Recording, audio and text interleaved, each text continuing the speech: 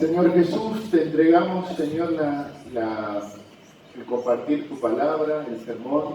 Te pido que tú estés poniendo tu palabra en mi boca y que realmente, Señor, mis hermanos sean bendecidos, que esta palabra, Señor, sea alimento para ellos, que les sea útil y que la puedan poner por obra para ser bendecidos, Padre. En el nombre de Jesús. Amén, amén, amén.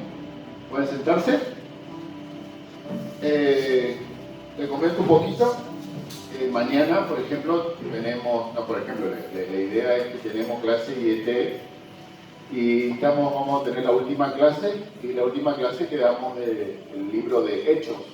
Entonces, estuve leyendo Hechos, preparando la clase, y es impresionante cómo la iglesia en el libro de Hechos oraba, ayunaban, y realmente uno veía en el texto cómo Dios contestaba las oraciones, tremendas sanidades, tremendos milagros que Dios hacía, porque realmente oraban, o sea, más allá que eran los apóstoles, todo, pero ellos se dedicaban a orar, a interceder, a ayunar, constantemente guiados por el Espíritu Santo. Entonces, una de las cosas que me gustó, que está en la Biblia, en hecho, es que Pablo iba, por ejemplo, a Éfeso, a Corinto, estaba un tiempito y se tenía que ir. Pero él siempre dejaba a Timoteo, a Silas, a algún otro de sus colaboradores y enseñaba a la iglesia. Entonces uno ve un trabajo de evangelización y ve un trabajo de consolidación que sería el discipulado. ¿Se entiende? Entonces es muy importante que los temas que a veces,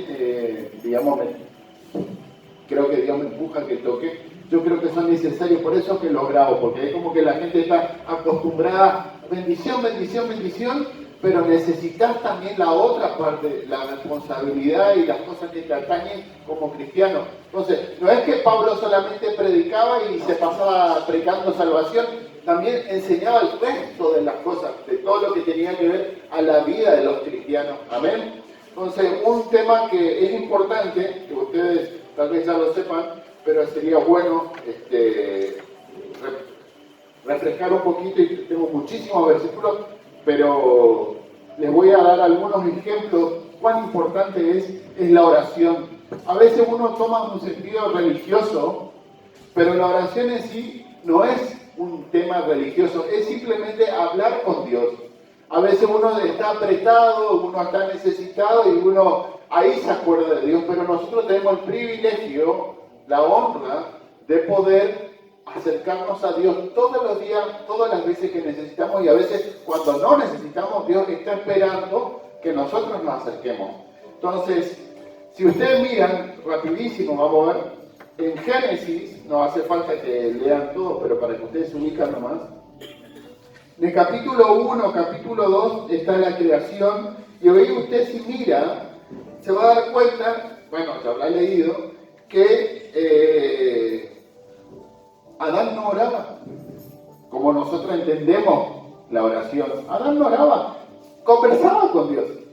Dice que Dios se paseaba en el huerto y Adán seguramente tenía conversaciones con Dios.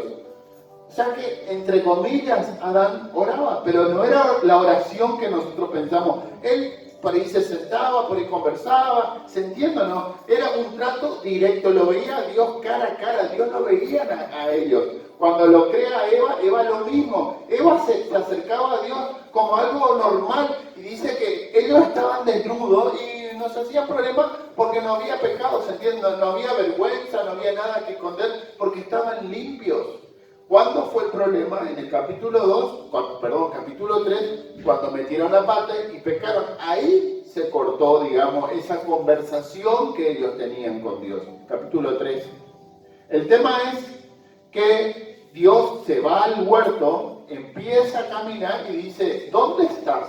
No es que Dios no sabía dónde estaba Adán y dónde estaba Eva, Dios sabía. Pero es para que ellos, como que ellos entren en razón. Y bueno, ahí salieron toda una historia, ustedes saben. Y en el capítulo 4, capítulo 5, ahí la gente empieza, o sea, los hijos de Adán y Eva, que Caín y Abel, empiezan a invocar a Dios. ¿Por qué? Porque Dios ya estaba alejado. Ellos ya habían salido del huerto del Edén, ¿se entiende? Entonces ahí ellos tenían que orar. Ellos tenían que presentar un sacrificio por su pecado o una ofrenda. ¿Se entiende o no? La diferencia que marcó entre la comunión íntima que tenía Adán y Eva con Dios fue el pecado. Y eso lamentablemente nosotros tenemos que acarrear también, según dice la Biblia, que somos pecadores, por eso Jesús vino. Entonces, nosotros la manera de acercarnos a Dios, de conversar con Dios es a través de la oración y por fe. Entonces, a veces Dios te va a hablar de alguna manera, a veces Dios te va a hablar de otra. Yo, por ejemplo, nunca escuché la voz audible de Dios, pero varias veces lo escuché en mi corazón. Dios me habló acá, yo le entendí que era Él, me contestaba cosas y respuestas que yo a veces pensé que no me iba a contestar. Y me hablaba de formas que yo no... Una vez me habló, por ejemplo, me conjugó los verbos distintos a lo que yo hablo y que bueno, este debe ser Dios porque me conjugó los verbos de otra manera. Entonces digo, este es Dios. Entonces, ¿a qué es lo que le quiero decir? Que la oración tenemos que sacarnos de la cabeza de que es una obligación por el simple hecho de ser religioso. La oración es mi forma de hablar con Dios, de hablar con nuestro Padre. Si somos cristianos, si tenemos una relación, si aceptamos a Cristo en nuestro corazón, es nuestro privilegio acercarnos a Dios. ¿Se entiende? Libertad total, dice la Biblia en hebreo, para entrar al lugar santísimo, algo que antes no tenían los hebreos, que no tenían los judíos, que lo tenían una serie de requisitos, que tenían que hacer muchas cosas. Nosotros podemos todos los días entrar y a veces no nos damos cuenta. ¿Por qué? Porque estamos ocupados, porque hacemos 500 cosas y porque tenemos un enemigo que nos dice no hace falta que ore, deja para más tarde, y cuando te arrodillas a orar o a veces te sentás a orar, ¿sí o no? Te duele la cabeza, te distrae, justo ladra el perro, justo el gato maulla, siempre pasa algo, te golpean la puerta, porque hay una oposición, pero no voy a hablar de ese tema, voy a hablar de las ventajas y de las bendiciones que tenemos de orar. David, por ejemplo, oraba, el rey David oraba muchísimo David. Por ejemplo, usted tiene los salmos, Salmo 23, vamos a mirar rapidísimo, que una de las oraciones de David. Él cantaba, adoraba a Dios. ¿Y sabe dónde empezó él a hacerlo? Cuando cuidaba las ovejas. Acá algunos salmos son de David, algunos no, son de otros salmistas, pero acá David dice: Jehová mi pastor, el 23, usted sabe, nada me faltará, en lugares de delicado pasto me hará descansar, junto a aguas de reposo me pastoreará, confortará mi alma. Y ahí sigue hablando, habla exactamente como él se manejaba con las ovejas. Es una alabanza, porque era el trato que David tenía con Dios, el trato que Dios tenía con David. ¿Se entiende? O sea que David no hacía todo una ceremonia. David hablaba con su padre, o sea, con Dios tranquilamente. Cuando David se tuvo que enfrentar a Goliat, ¿qué le dijo a Saúl? Así como maté el oso, así como Jehová me libró del león, Dios me va a librar de este. ¿Por qué? Porque él ya tenía una comunión con Dios. Él ya tenía experiencia con Dios. Y a veces nosotros tiene que llegar la necesidad para nosotros. Es cierto que tengo que orar. Y en ese momento la necesidad no podés buscar a Dios. Vos ya tenés que tener una comunión con Él, una confianza con Él, para que Dios ya te esté avisando las cosas. Ahora vamos a mirar un versículo interesante. En el Salmo 32,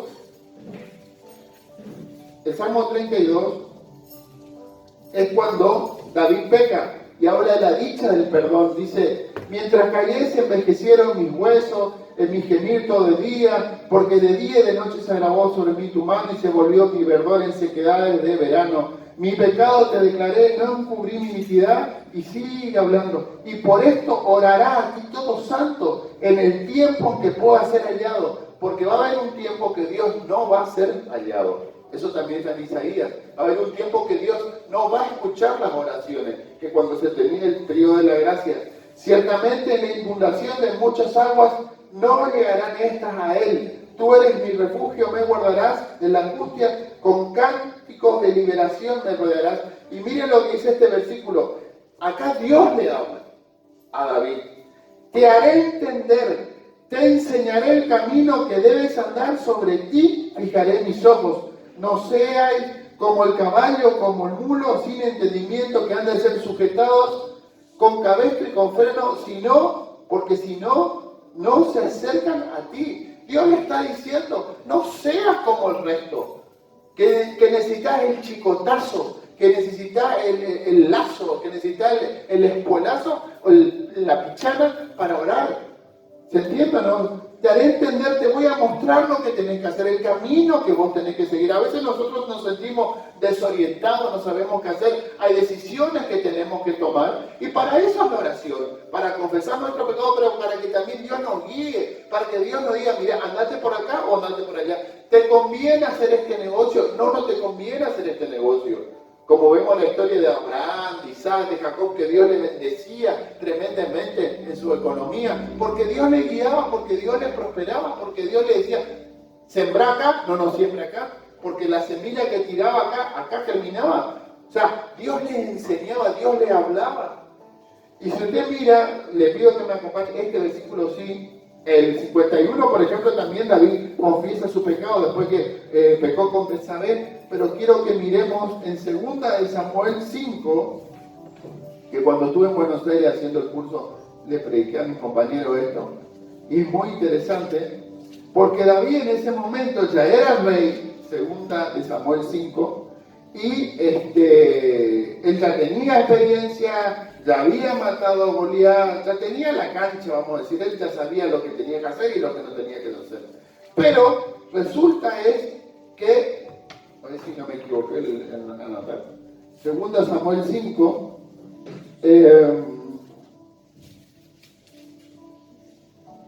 David derrota a los filisteos. Miren lo que dice, le voy a leer rápido.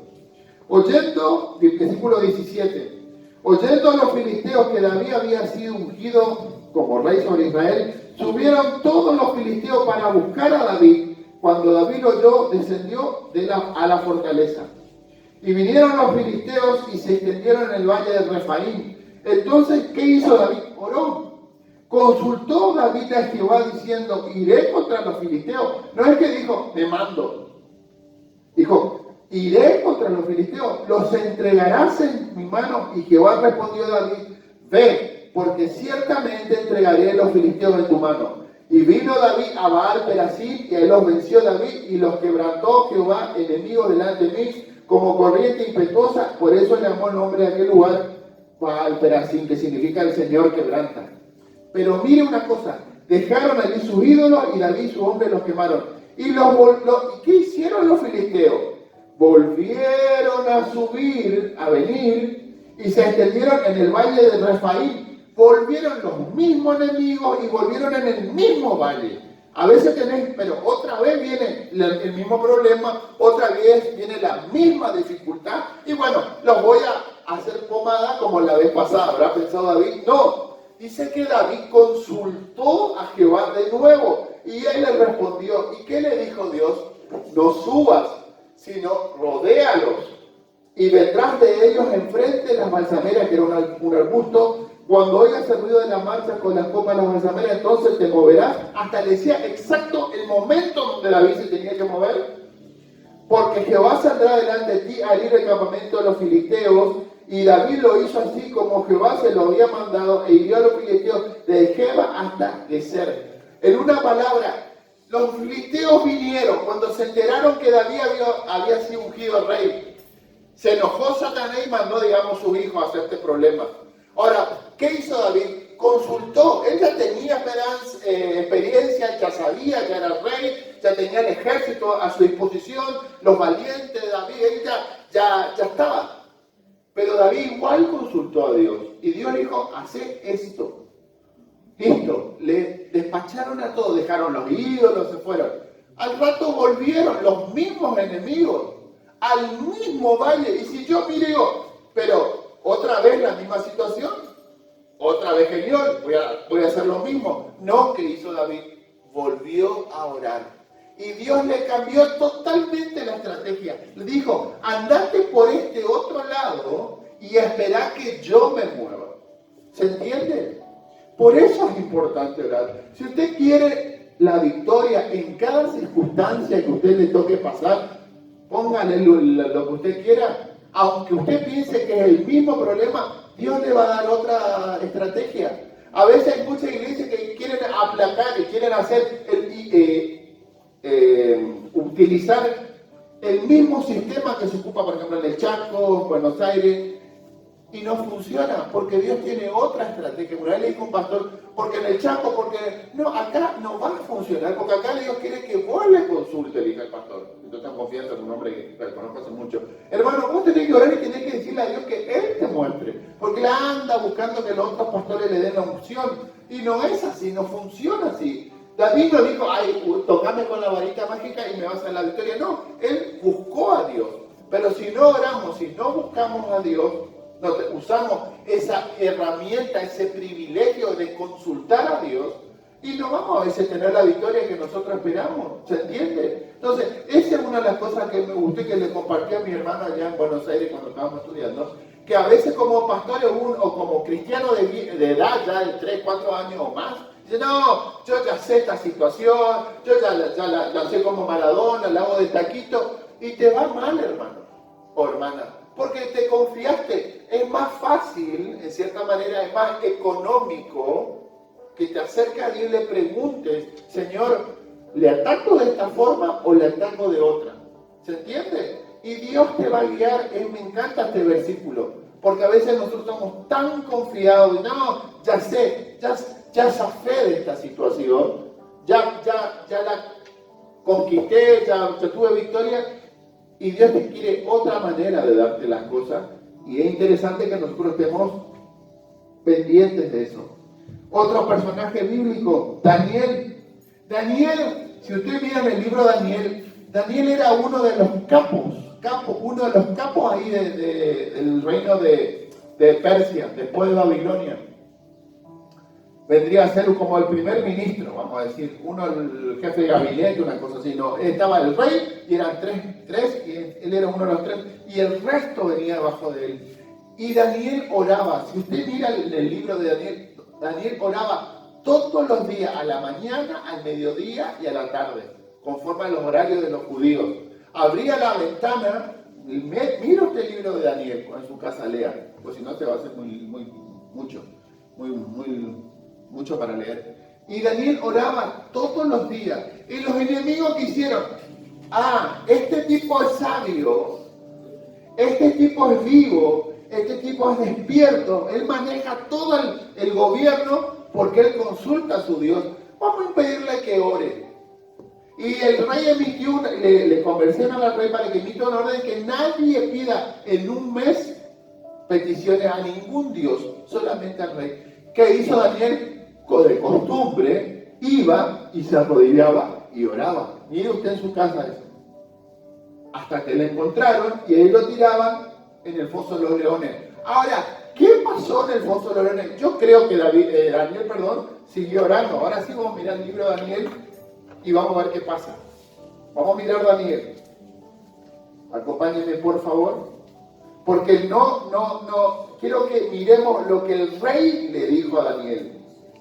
Es interesante, porque el rey emitió la orden, pero el rey sabía que Daniel tenía muy buen testimonio, que Daniel no mentía, no coimeaba, no afanaba, no se hacía la rata, siempre se ponía, hacía lo que tenía que hacer y tenía muy buen testimonio. Entonces vamos a mirar Daniel en el foso de los leones, capítulo 6.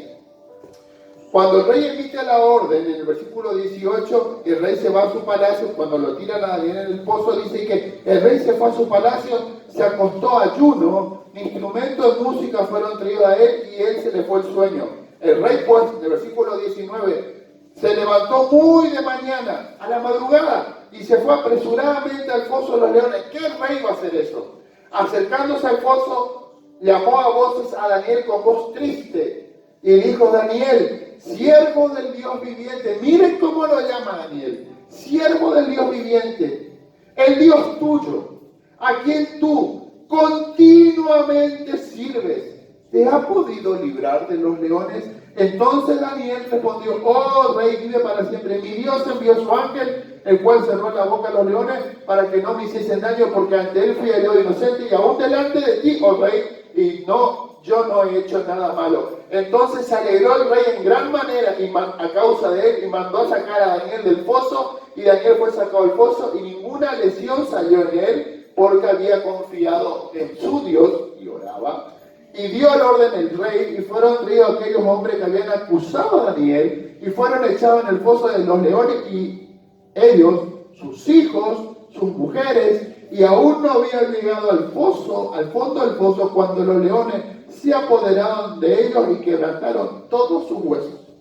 Entonces el rey Darío escribió a todos los pueblos, naciones, lenguas que habitan en toda la tierra, y dice: de parte mía es puesta esta ordenanza, que en todo el dominio de mi reino todos teman y tiemblen ante la presencia del Dios de Daniel, porque Él es el Dios viviente y permanece por todos los siglos, y su reino no será jamás destruido, y su dominio perdurará hasta el fin. Él salva y libra, y hace señales y maravillas en el cielo y en la tierra, y Él ha librado a Daniel del poder de los leones. ¿Qué tal el testimonio del rey mundano? He aquí tu Dios al que tú continuamente sirves. ¿Y cómo le servía a Daniel? Orando. Y ellos sabían que Daniel oraba todos los días, a la mañana, al mediodía y a la tarde. ¿Cómo le servía Daniel a su Dios? Orando. Entonces, me gusta mucho el testimonio de este rey, porque que un mundano diga eso de vos, hermano, Juanita, Pedrito, Josecito, el Dios tuyo, a quien tú sirves, te ha librado de esta situación. Sí, no hay como el Dios de fulano y de mengano, ahí ponga su nombre. Y que anuncie en toda la provincia de Corrientes: no hay Dios como el Dios de fulanito. Eso es lo que pasó con Daniel. Pero Daniel fue fiel, Daniel oraba, se entiende, Daniel buscaba a Dios. No es que cuando cayó en el fondo de los leones, ahí se acordó: cierto que existe Dios. No, dice el rey: el Dios a quien tú constantemente sirves. Amén. Ejemplo que no podemos pasar de largo: Jesús. Jesús es Dios, Jesús hacía un montón de cosas, pero Jesús oraba. Y pasaba noches de vigilia. No vamos a ver todos los versículos porque son 500 los versículos. Entonces vamos a mirar solamente uno o dos para no aburrirlos. Usted tiene su Biblia, usted lea la Biblia en su casa. Marcos 1:35, por ejemplo, una de las tantas veces que muestra ahí qué es lo que hacía Jesús. 1:35. ¿Por qué tengo que orar? Y mira, hermano, hermana, si Jesús oraba siendo Dios, ¿qué querés que te diga? Dice Marcos 1:35, levantándose muy de mañana, siendo aún muy oscuro, como a veces veníamos a orar a las 5:30, se fue a un lugar desierto y allí oraba. Muy de mañana se levantaba Jesús, madrugaba a orar, y a veces se pasaba toda la noche orando. Cuando fue a elegir a sus discípulos, lo mismo, se pasó toda la noche orando. Y yo me pregunto, ¿Jesús no sabía lo que tenía que hacer? ¿Jesús se perdía? ¿Jesús estaba desorientado? ¿O él quería estar con su Padre? Él necesitaba estar con su Padre. Él quería tener comunión con Dios, con su papá. Y a veces nosotros oramos y capaz que nos pasamos toda la noche en vela cuando tenemos que cuidar a un enfermo, y que está bien, es correcto. Mi mamá velaba por mí cuando yo era chica y tenía asma. Cuando mi mamá se enfermó de dengue, también estuve con ella, y así, ella le cuidó a mi abuela. Pero Jesús hacía lo mismo, pero está con su Padre. Eso tiene que ser lo correcto, lo normal. No tiene que ser una situación, no sé si me entiende, excepcional, que yo ore y quiera estar con Dios. Tenemos que sacarnos ese chip de que es una obligación, es un privilegio. Jesús no hizo nada independiente de Dios, su Padre. Vamos a mirar ahí en Hebreos. Si usted puede, acompáñeme, si no yo le leo. Hebreos capítulo 5. Que vivo, Jesús era Dios. Jesús hacía lo que quería. No, Jesús no hacía lo que quería. Jesús siempre estuvo en sujeción a su papá. Hebreos capítulo 5. Hay muchos versículos, yo solamente le voy a dar uno, porque si no se me van a aburrir. Dice, capítulo 5 de Hebreos, 7, versículo 7. 5, 7. Y Cristo, en los días de su carne, o sea, cuando Jesús andaba por acá, ofreciendo ruegos y súplicas, con gran clamor y lágrimas al que podía librarle de la muerte, fue oído causa su temor reverente, y aunque era hijo, por lo que padeció aprendió obediencia, y habiendo sido perfeccionado vino a ser autor de eterna salvación para todos los que obedecen. Y bueno, después sigue hablando el escritor de Hebreos. Jesús oraba, Jesús tenía comunión con Dios, y dice que ofreciendo ruegos y súplicas y lágrimas, Jesús oraba y Jesús lloraba delante de Dios. Jesús, ¿se acuerdan cuando está en el huerto de Getsemaní? Que transpiraba como gotas de sangre. Hay distintas posturas. Algunos dicen que era sangre, otros dicen que era como gotas de sangre. El asunto es que Jesús oraba. Y Jesús es Dios, era Dios y es Dios y va a seguir siendo Dios. Y él buscaba a su Padre. Padre, si es posible, pasa de mí esta copa, mas no sea lo que yo quiero, sino lo que tú quieres. Amén. Jesús siempre buscó hacer la voluntad de Dios. Y otra cosa que Jesús, el punto sobre Jesús, es Jesús siempre, hermano, igual que vos, igual que yo, dependió del Espíritu Santo. Jesús no hacía nada fuera del Espíritu Santo. Y vamos a mirar, hay varios versículos, pero yo le voy a leer uno solo. Si usted le pica el bichito de la curiosidad, lea la Biblia y ahí está todo. Mateo 12, 28. Dice, ¿crees que encuentro? Dice, pero si yo por el Espíritu de Dios echo fuera a los demonios, ciertamente ha llegado a vosotros el reino de Dios.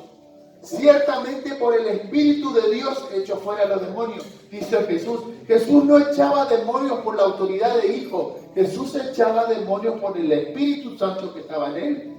El Espíritu Santo dice que Jesús lo empujó, lo llevó. Dice una versión de la Biblia que lo empujó el Espíritu Santo al desierto para ser tentado. El Espíritu Santo lo fortaleció. Jesús, cuando estaba sufriendo, un ángel bajó a fortalecerlo. Jesús necesitó comunión con Dios. Él dio ejemplo de dependencia del Padre y del Espíritu Santo, igual que nosotros. Por eso que muchos autores dicen que Jesús dijo, al que cree mayores cosas hará, mayores cosas que yo hará. ¿Por qué? Porque Jesús hizo todo en dependencia del Espíritu Santo. Jesús no utilizó su divinidad para hacer los milagros. ¿Se entiende? Por eso que nosotros tenemos autoridad en Cristo. Por eso que cuando usted le dice a Satanás que se vaya, Satanás se tiene que ir. Cuando usted le dice a un enfermo que se sane en el nombre de Jesús, se tiene que sanar. ¿Por qué? Porque Jesús hizo con el Espíritu Santo y usted tiene el Espíritu Santo. La pregunta es, ¿tenemos el Espíritu Santo? ¿Tenemos comunión con el Espíritu Santo? ¿Le damos artículo al Espíritu Santo? ¿Le prestamos atención al Espíritu Santo?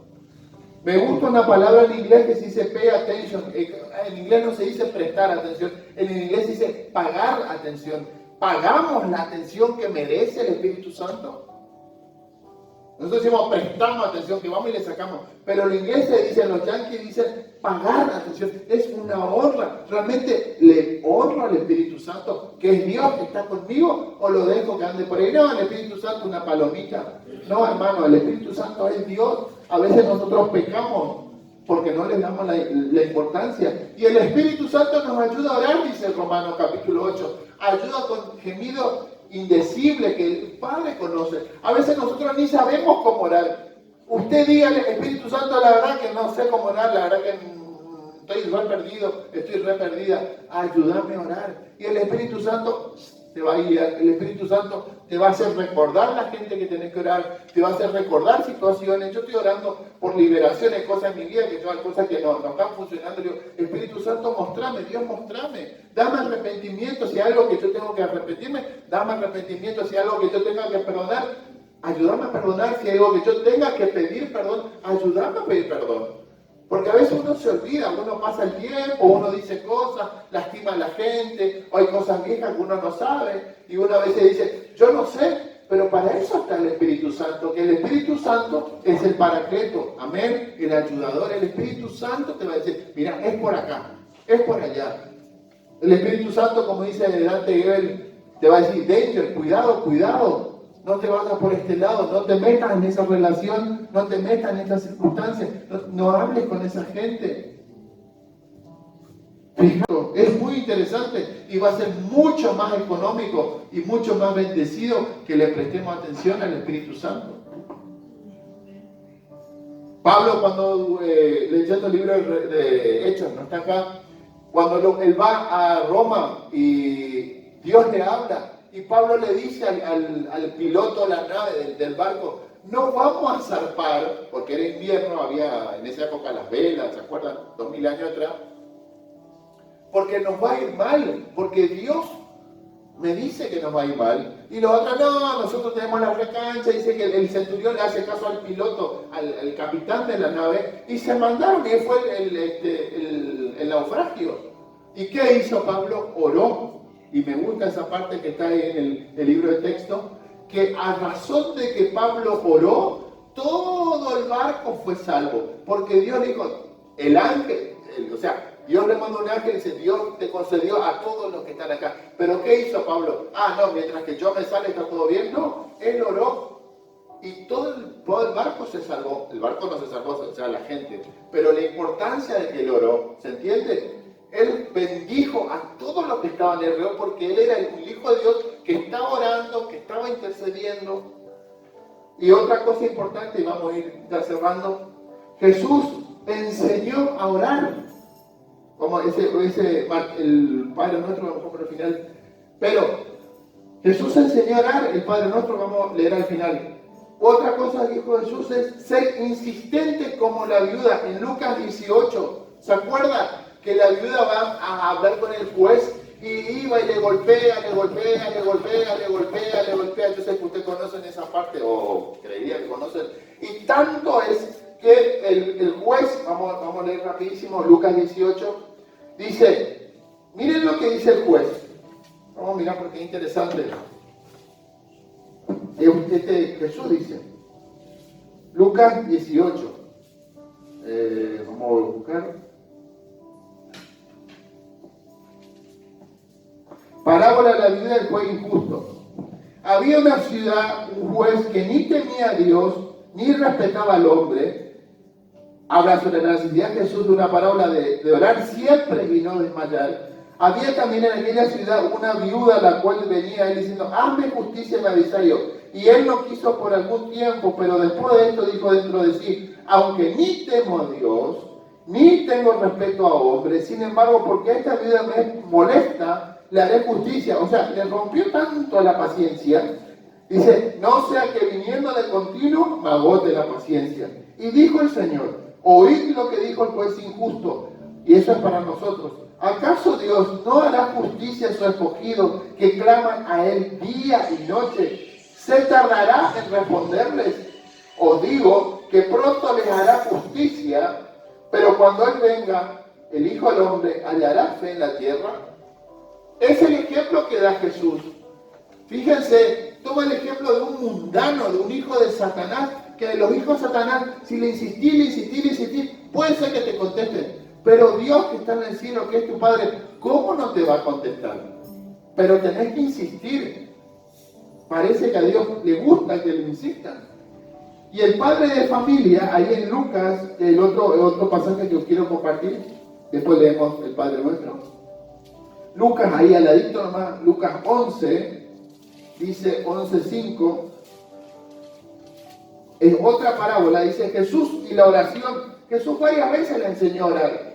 Dice Lucas 5, y les dijo también, ¿quién de vosotros que tenga un amigo va a la medianoche y dice, amigo, como dicen acá, amigo, préstame 3 panes, porque un amigo mío ha venido de viaje y no tengo con quién ponerle delante? Y aquel, respondiendo desde dentro, le dice, no me molestes, ¿qué me venís a hinchar?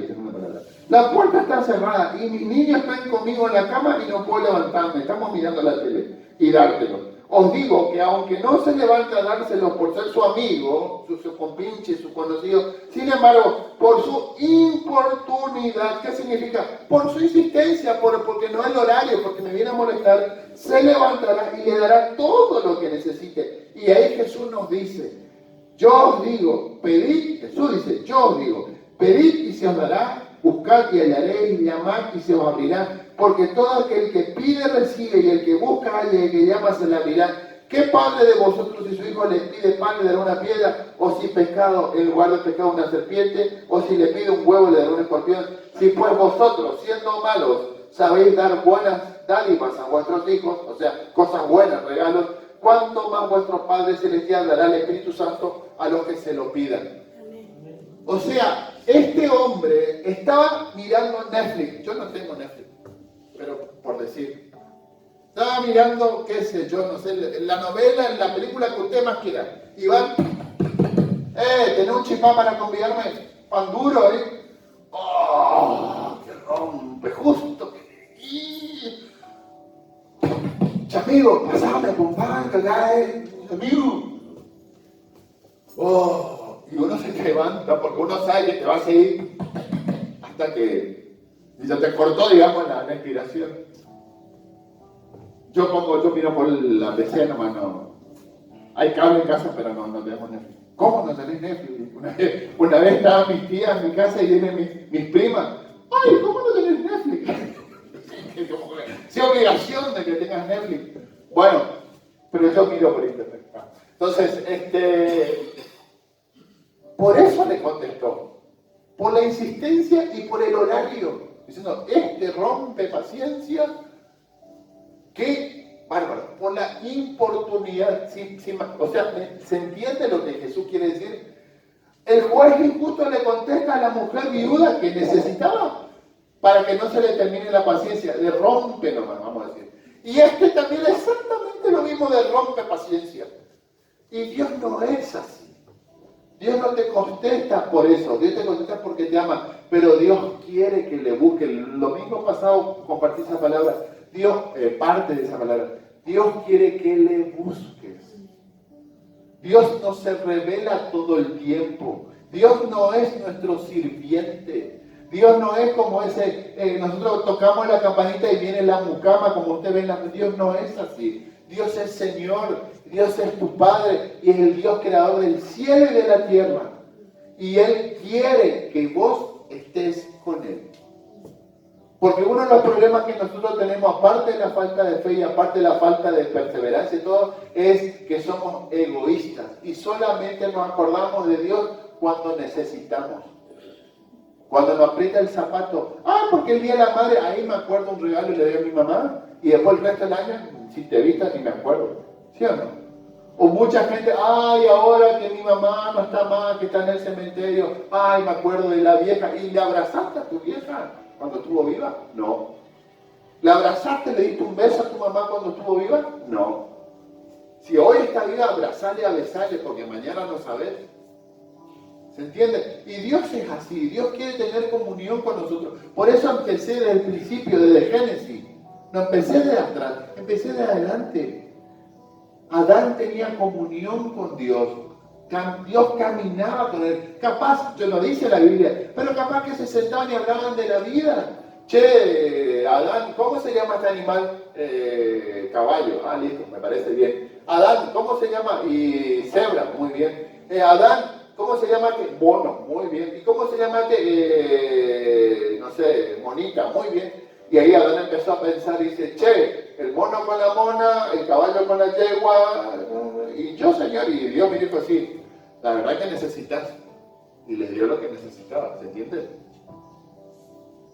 Esa conversación habrán tenido Dios. Y dice que Abraham era amigo de Dios.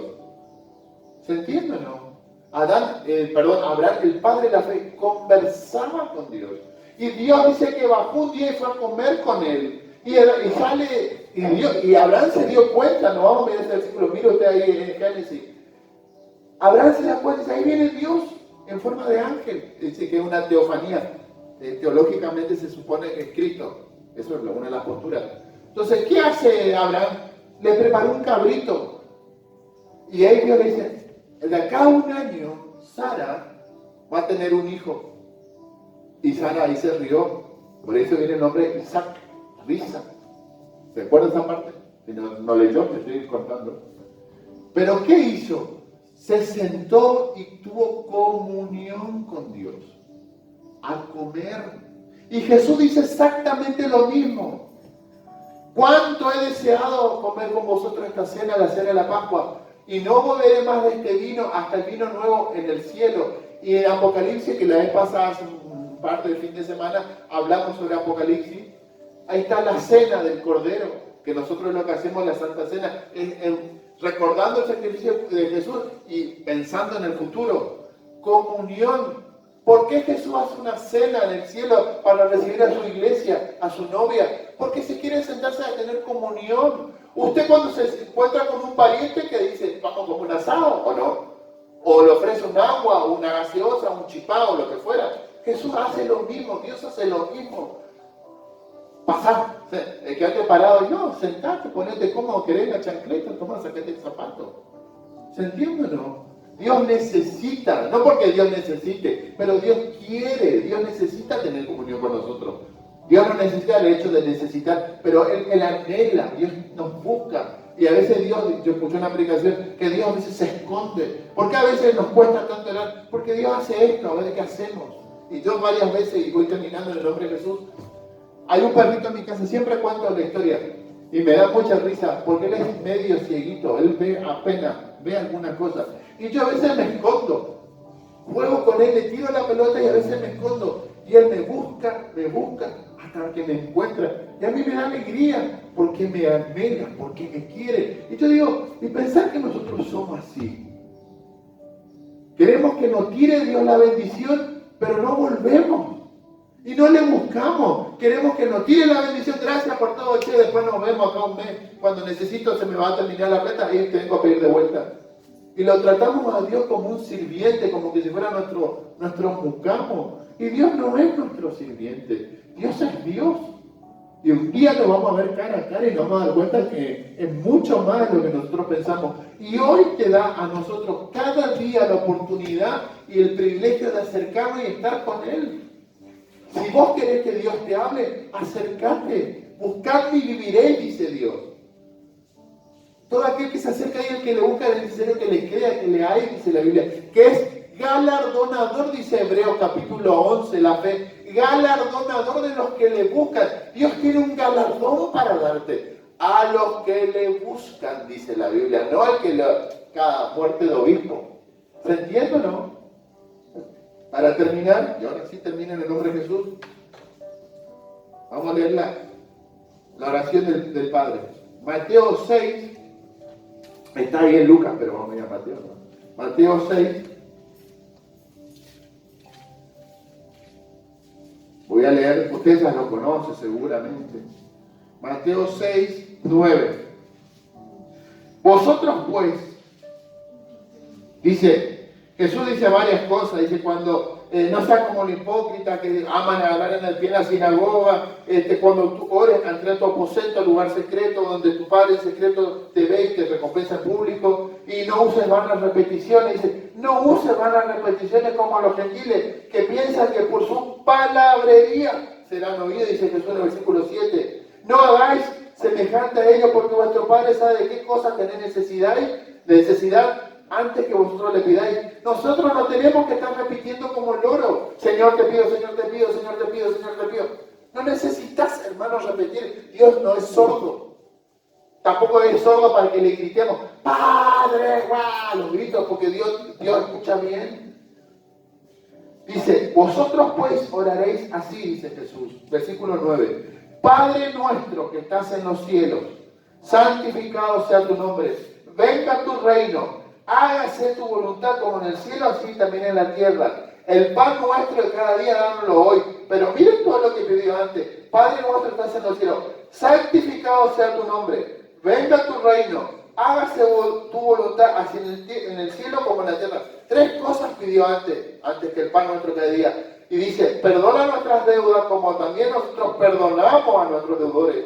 Y no nos metas en tentación, mas líbranos del mal, porque tuyo es el reino, el poder, la gloria por los siglos de los siglos. Amén. Y sigue Jesús hablando. Pero Jesús pone una prioridad que es, venga tu reino y tu nombre sea exaltado.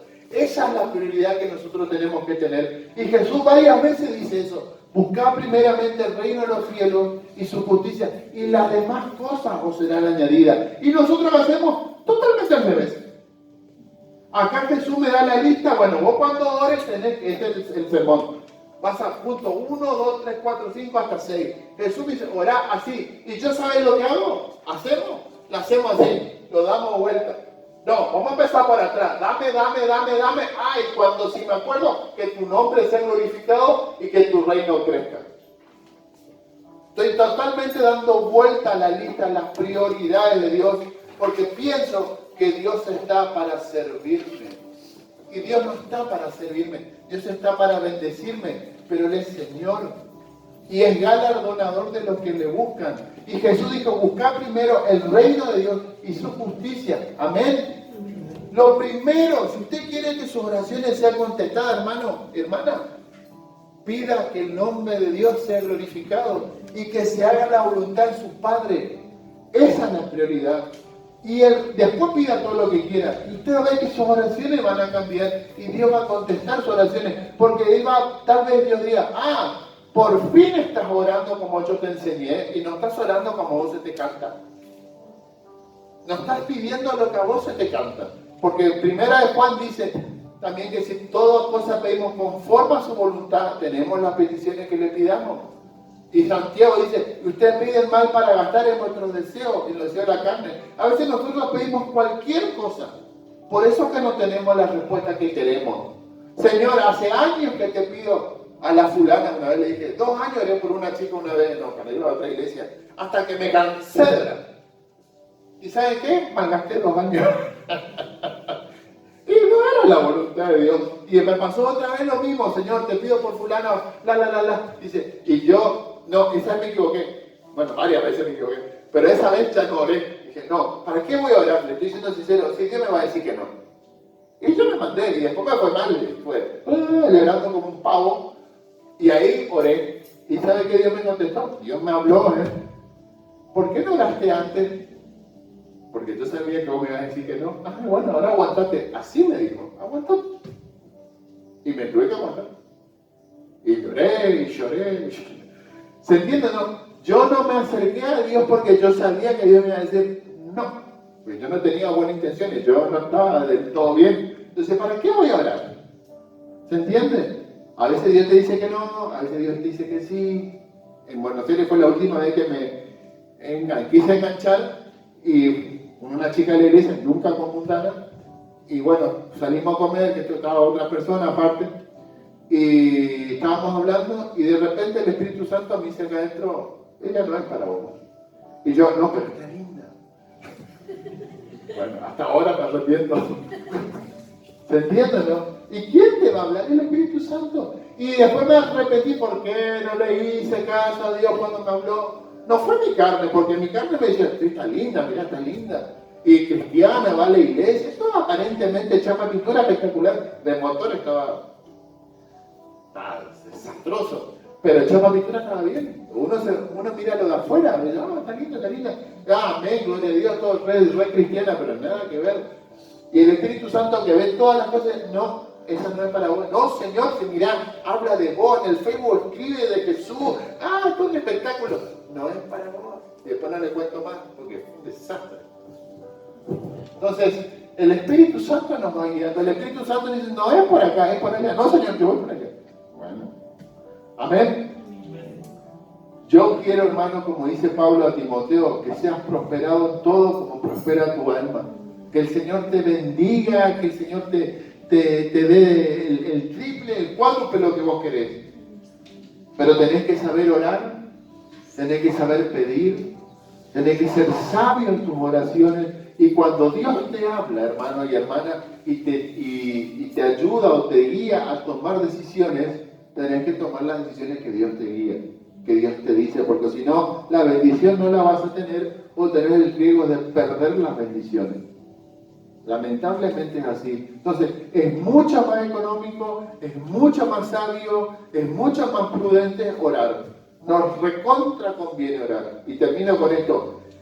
Nuestra carne nunca va a querer que oremos, porque la carne no se sujeta a la voluntad de Dios. No es que yo siento o que no siento. Tengo que orar.